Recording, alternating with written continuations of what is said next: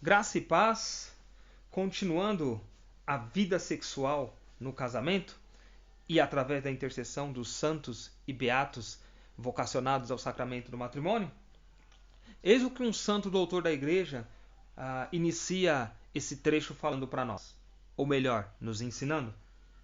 Santo Agostinho mandava não impor a verdade sem caridade, mas, por outro lado, não sacrificar a verdade em nome da caridade. Verdade e caridade devem caminhar juntas, como o esposo e a esposa. Pois sem verdade a caridade é falsa. E como disse o Papa Bento XVI, se torna sentimentalismo. Sem verdade, a caridade cai no sentimentalismo.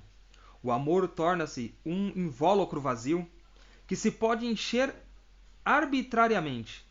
É o risco fatal do amor numa cultura sem verdade. Acaba prisioneiro das emoções e opiniões contingentes dos indivíduos. Uma palavra abusada e adulterada, chegando a significar o oposto do que é realmente. A verdade liberta, a caridade dos estrangulamentos do emotivismo, que a despoja de conteúdos relacionais e sociais, e do fideísmo, que a priva de amplitude humana e universal. O casal que não se realiza na vida sexual pode passar por sérias crises e até separação. Por isso, eles precisam dialogar sobre isso com naturalidade e buscar o seu ajustamento. Sabemos que tudo que Deus criou é bom. Logo, a vida sexual do casal é boa, lícita, bela e plena de sentido que é preciso conhecer. O livro dos Provérbios traz essa passagem significativa. Em Provérbios capítulo 5, versículos do 18 e 19. Bendita seja a tua fonte, goza com a esposa a tua juventude.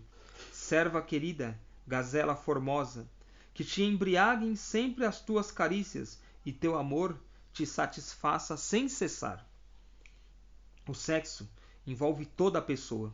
O ser humano, no caso do homem ou da mulher, faz parte fundamental da liberdade da pessoa. Porque é a expressão de amor do casal. O Concílio Vaticano II, ele expressou bem isso quando ele disse o seguinte: tal amor, fundindo o humano e o divino, conduzem os esposos a uma livre e mútua doação de si mesmo, uma doação oferecendo-se a si mesmos por uma suave afeição e por direito. Tal amor permeia completamente suas vidas, crescendo mais e melhor através da sua generosidade. Isso o Concílio Vaticano II fala através da Gaudium et Spes.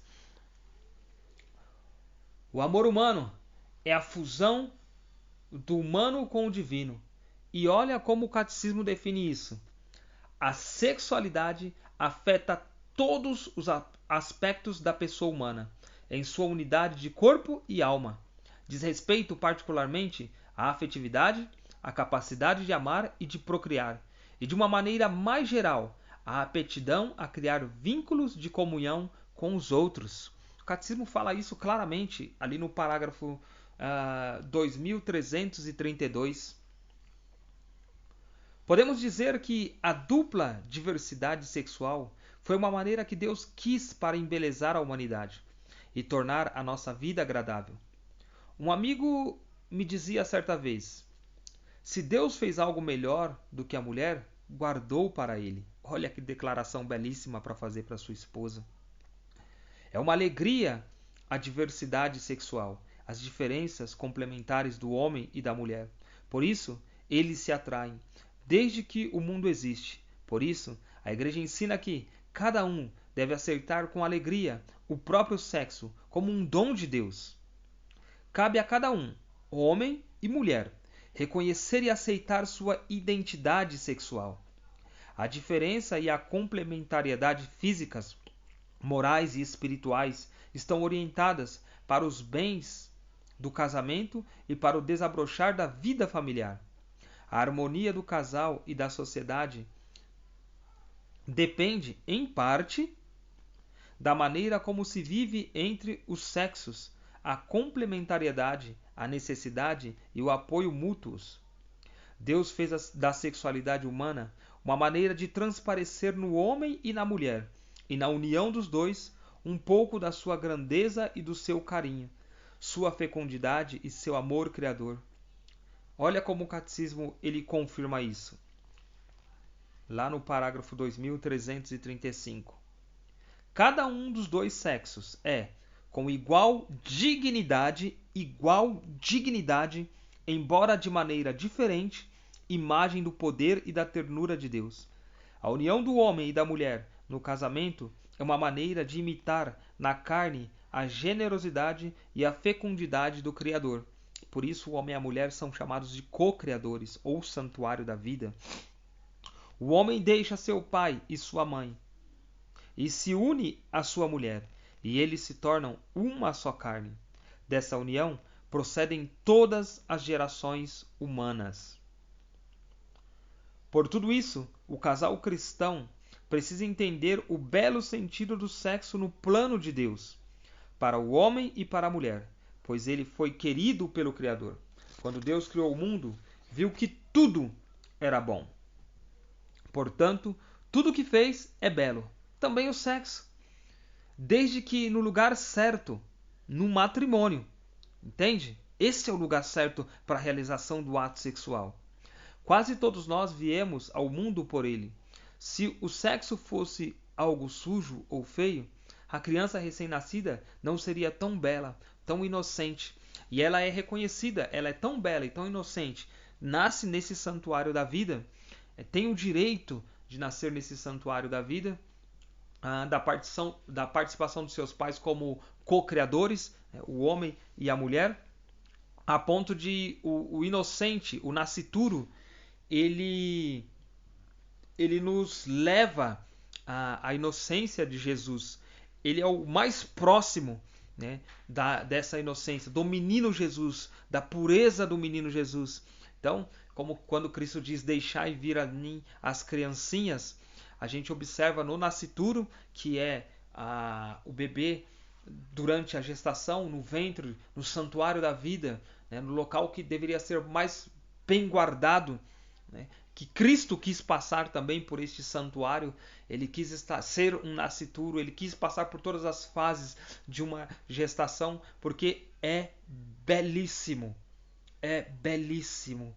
E o convite que a gente faz através da leitura da vida sexual no casamento, de fato, é trazer esse conhecimento, essa realidade e essa experiência, tanto da maternidade como da paternidade, que vem acarretada, claro, que com o seu compromisso, a sua doação, o seu sacrifício, mas nada disso tira a beleza, mas pelo contrário, santifica, né?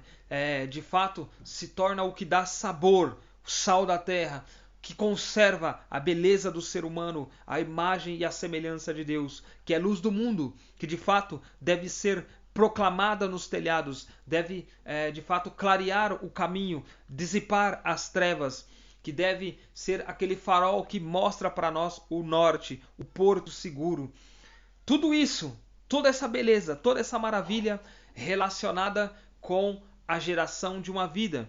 Mas claro que o ato ele não é só para a geração da vida, mas é também para o bem dos cônjuges, para a satisfação dos cônjuges, para o gozo, para a alegria, para experimentar, posso colocar assim, um pedacinho do céu nesse ato de comunhão, de conhecer intimamente a esposa e a esposa conhecer o esposo. Um ato de doação, uma verdadeira caridade do esposo para com a esposa e da esposa para com o esposo. Findando assim nessa declaração: essa sim é osso dos meus ossos, carne da minha carne.